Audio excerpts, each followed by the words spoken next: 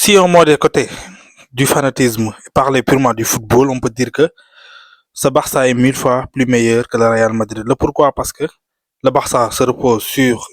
un collectif, par contre le Real Madrid se repose sur des individualités, alors que les individualités ne répondent pas toujours au rendez-vous. Le pourquoi? À chaque fois les deux équipes se rencontrent, le Real a du mal à s'imposer ou bien le Real a du mal à mettre en place son football. Salam la famille, amis internautes et les téléspectateurs de Ngisactu Sport. Bienvenue dans votre chaîne qui traite toutes les actualités sportives. Ngisactu Sport, la chaîne qui vous ressemble et qui vous ressemble, gars. C'est le rétroviseur des disciplines sportives. Aujourd'hui, nous allons encore parler de l'actualité sportive en revenant un peu sur les faits séants du week-end, en faisant un peu de débrief. Et on va commencer par la Ligue 2 française. Et comme vous le savez, le Lorient retrouve l'élite du football français après avoir été relégué comment dirais-je, en Ligue 2 l'année dernière. Les Lorientais retrouvent l'élite du football français et ça coïncide avec le centenaire, ou bien les centenaires du club. Lorient qui a fait une très bonne saison avec un joueur sur le front de l'attaque qui fait du merveille sur la Ligue 2 française. D'ailleurs, meilleur buteur actuellement, il s'agit bel et bien d'Ahmed Junior Kroupi, excellent footballeur, qui est actuellement l'attaquant du FC Lorient, qui est en train de marcher sur l'eau. Aussi, du côté de l'Angleterre, Liverpool a pris aujourd'hui le championnat face aux Spurs après avoir gagné par 5 buts à 1. Et on peut dire que c'est l'aboutissement d'une saison pleine du côté des Reds de Liverpool, même s'ils ont échoué en Champions League. Mais par contre, on va dire que du côté de la Ligue 1 française, comment dirais-je, la surprise, c'est les Strasbourgeois, les hommes de Lille Senior, actuellement, ils sont aux courses pour aller jouer la Champions League, alors que Strasbourg ne faisait pas partie des équipes yoo xam ne ñu ngi leen doon bàyyi xel en début de saison pour ñu dem jouer li nga xamee ne ni ou bien chercher les places pour jouer l'Europe. Et Strasbourg mi ngi ci yoonu dem en place pour li nga xamee ne mooy jouer Champions League. Strasbourg de Habib Diarra, l'international sénégalais, qui est d'ailleurs capitaine de cette équipe, mais aussi avec leur jeune coach Lilan Rossignol, j'y parviens, qui est en train de faire là-bas du très bon boulot. On vient en Italie pour parler de la défaite de l'Inter de Milan bi nga xamee ne ni war a jouer demi-finale comment dire semaine bi face au FC Barcelone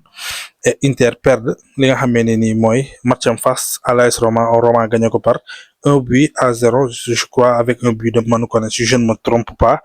Et on peut dire Milan et Napoli ñoom ñaar ñoo nekk di xëccoo li nga xamee ne ni moom mooy première place bi pour jël li nga xamee ne ni mooy championnat bi. Et Inter dafa perdre, peut-être mën na xaw a leen a sonal tuuti ci match bi ñu dëgmal ak ki nga xamee ne mooy FC Barcelone. On va venir maintenant sur la finale qui est posée entre le Real Madrid et le FC Barcelone. Entre vous et moi, si on met de côté le fanatisme, ce Barça est mille fois plus meilleur que ce Real Madrid. Parce que, comme j'ai l'habitude de le dire depuis le début de la saison, cette équipe madrilène s'appesantit toujours sur des individualités, alors que les individualités peuvent ne pas venir, comment dire, chaque fois. Mais le collectif peut marcher à tout moment. Le pourquoi, qui a donné cette victoire aux Catalans, c'est Jules Koundé. Jules Koundé, un latéral qui vient claquer un but, on peut dire, à 5 ou bien moins de 10 minutes de la fin du parti. Pour vous montrer que ce Barça est mille fois plus meilleur parmi tant d'autres, mais aussi face au Real Madrid, on peut dire que le football madrilène va bien les Catalans, parce que à chaque fois que le Barça joue contre le Real Madrid, ils parviennent à claquer des buts à chaque fois bu ñu bëggee dugal. Et sur ce match, il y a deux joueurs qui ont été bons, c'est Jude Bellingham, et à part Jude Bellingham, c'est Kylian Mbappé qui est entré d'ailleurs en seconde période. Personne ne comprend le pourquoi Ancelotti daa koy teg ci banc bi, parce que c'est le joueur bi nga xamee ne moo gën a nekk confiance équipe bi nga mettre ko sur le banc, naka ngay gagner loolu man daf ma jaaxaloon trop. Et malheureusement ou bien heureusement, gis nga bi mu duggee moom moo apporté du 109 au front de l'attaque. Rodrigo, même s'il n'était pas bien à chaque fois, moom mooy ñaaw yaay ou bien ñaaw baay, parce que bu xoolee Ancelotti sax Ancelotti génne ko. En tout cas, si on fait un récapitulatif sur le Real version galactique numéro un ou bien le Real Galactique Vol 1, on se souvient que Perez avait refusé de prolonger Makelele,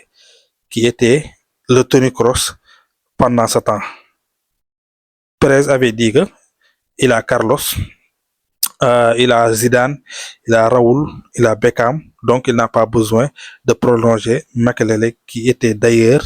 le Tony Cross pendant ce temps. L'année dernière, on peut dire qu'avec tous ces jours, avec tous ces galactiques, Real n'avait rien gagné. D'ailleurs, Real avait enchaîné 5 huitièmes de finale à Champions League. On peut dire que Galactic Vol 2, Mbappé, Vinicius, Jude Bellingham, et qui nga xamé ni mom moy Rodrigo. En début de saison, j'avais vu un post ben way di wax si, mais pourquoi Real la ngay dégg ñu wax les 4 de devant?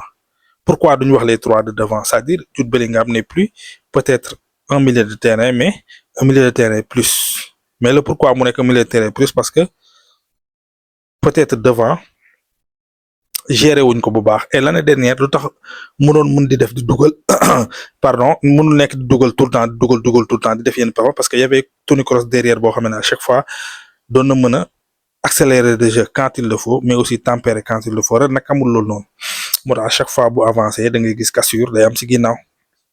Et beneen bi si topp aussi mooy sa Real version galactique Vol 2, mën nañ wax ne à chaque fois ñu dajale des grands joueurs, c'est pas constellation de star moom mooy créer équipe, mais en plus Perez dafa tàmm suul bukki sulli bukki, parfois du def remaniement carrément. Et ce Real dafa amoon benn génération bu nekk fin de cycle mooy génération Cristiano Ronaldo, Carvajal, les Toni Kroos, les Luka Modric, ñooñu seen génération dafa nekk fin de cycle nii. Et mën nañ wax ne Real est en train de reconstruire une nouvelle génération. Le pourquoi c'est normal cassure bi am, te cassure bii nii mën naa wax ne du ren lay jeex du déwén lay jeex, ça va continuer. Entre temps les comme Barça gis ngeen bi génération ñoom Messi jeexee gis nga cassure bi mu am entre ay 2020 2021 et tout, même si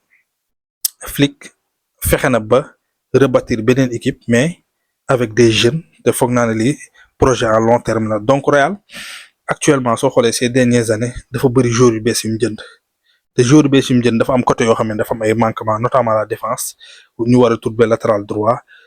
daal di wut beneen joueur boo xamee ne moom lañ nar a boole la ki nga xamee ne nii mooy Asensio. Asensio sax war nañ ko wutal doublure. Beneen bi si topp wut latéral gauche comme Ferland Mendy et Fran Garcia sont pas au niveau du Real Madrid, mais aussi wut un autre milieu de terrain,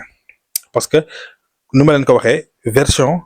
galactique Vol 1 mooy les temps de Carlos, Raoul, comment dire Zidane, ñooñu dañoo amutoon benn joueur boo xam ne moo leen di marqué, parce que constellation de star fu mu amee rek équipe boobu noonu dafay yomba bousculer parfois, parce que les stars bëgguñu di def les efforts défensifs. Bu njëkk ba Galactique Vol 1 avec les Zidane et tout, Makelele prolongé wuñ ko, moo tax ils avaient du mal à gagner. Cette fois-ci Toni Kroos dafa dem mais kenn remplacé ko. Le pourquoi le Real Madrid a du mal à gagner. Donc Real war na wut défenseur, mais aussi wut latéral droit, wut latéral gauche, même si que Alexandre Arnold va venir l'année prochaine, mais aussi wut beneen joueur boo xamee ne dina xaw a am posture ou bien dina xaw a am footballu Toni Kroos, mais aussi chercher un bon attaquant et faire le choix entre Rodrigo et Vinicius, qui va jouer, qui va rester sur le banc, mais chercher un attaquant avec Mbappé et Vinicius plus un attaquant, Rodrigo ou Mbappé plus un attaquant, parce que Mbappé normalement doit jouer parce que c'est le joueur le plus décisif ci équipe Real Madrid bi. J'ai pas compris hier lan moo tax mu toog banc, et gis nga bu mu duggee seconde période li mu apporté. Mais beneen bi ci topp aussi, si on nous revenons sur l'équipe barcelonaise, même le tocard Ferran Torres fait du mal à ses adversaires. Le pourquoi? Parce que le Barça s'appesantit sur un collectif, et boo xoolee collectif boobu noonu danger bi dafay jóge de partout. Et Barça première part de saison avait Lamine Yamal, et Barça deuxième part de saison a Lamine Yamal plus Pedri. Le Barça sans Pedri actuellement n'est pas le même que le Barça avec Pedri, parce qu'il sait jouer au football, il sait tempérer le jeu, il sait accélérer, il sait donner de très bonnes passes, mais actuellement il s'est marqué. Hier il a marqué sur li nga xamee ne ni moom lañ ko doon reproché mooy Pedri ne tire pas sur les camps ou bien ne tire pas sur les buts. Hier, il a marqué un très bon but, un super but d'ailleurs, pour montrer que il a cette palette aussi. En tout cas, Barça-Inter sera un match très appétissant. Mais pour que le Real Madrid revienne dans son niveau, faaw défenseur faaw ñu jënd ay défenseur mën naa wax ne ligne défensive bi yëpp Real daf ko war a jënd mais aussi jënd un autre milieu de terrain mais chercher un attaquant pour que Bellingham xam ne moom il n'est pas un attaquant mais par contre un milieu de terrain même si que il dépasse les fonctions mais même buy dépasse les fonctions aussi du nekk lu muy def souvent parce que y a un attaquant qui doit marquer les buts devant plus Kylian Mbappé mais aussi faire le choix entre Rodrigo ou Vinicius et Rodrigo d'ailleurs Arsenal bëgg na ko et mën naa wax ne joueur équipe yu bëri bëgg nañ ko donc il faut ñu def choix boobu noonu pour xool la suite mais en tout cas Real est dans une fin de cycle parce que dafa am génération bu jeex ñu nekk di defaraat beneen génération suul bukki Perez mi ngi ko doon def affaire yi di dox mais ba léegi dafa amoon génération bu fi desoon te amoon na ossature parce que y avait Benzema y avait mën nañ wax ne y avait Toni Kroos y avait Modric y avait kii boo fekkee am nga génération boo xam ne am nga 5 joueurs si ñoom rek ñooñu bu ñu accompagner booy day mën a dem léegi nag Toni Kroos dem na Modric rek moo fi des génération boobu Carvajal moo si des Vasquez moo si des duñu mën a accompagner booy instant yi dafa am beneen équipe boo xamee ne moo ñëwaat te beneen équipe boobu il faut du temps pour mu mën a defarwaat soo gisee Real doon gagner parfois individualité yi taxoon te gis nañ rek Vinicius n'est pas au top de son niveau à chaque fois l'ombre de lui-même donc Real c'est normal performance yi ñëw et que kuy xool football évolution bi ni muy demee teg fanatisme fait tout war nga xam ne lii di dal Real ni c'est normal mu am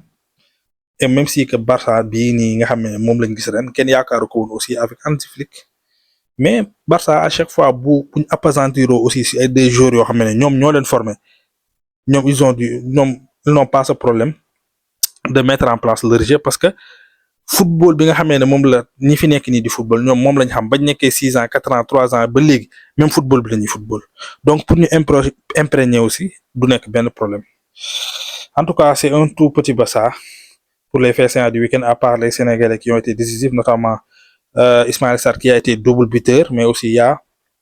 Nicolas Jackson qui a retrouvé le chemin du but Abdallah Sima qui a marqué du côté de Brest waaw foog naa loolu la Sénégalais yoo xam ne ni décisif nañ laa fi gis en tout cas c'est toujours un réel plaisir de vous servir continuez à liker continuez à commenter continuez à partager mais surtout n'oubliez pas d'abonner d'activer la cloche de notification pour ne pas rater aucune de nos prochaines vidéos. Allez, peace.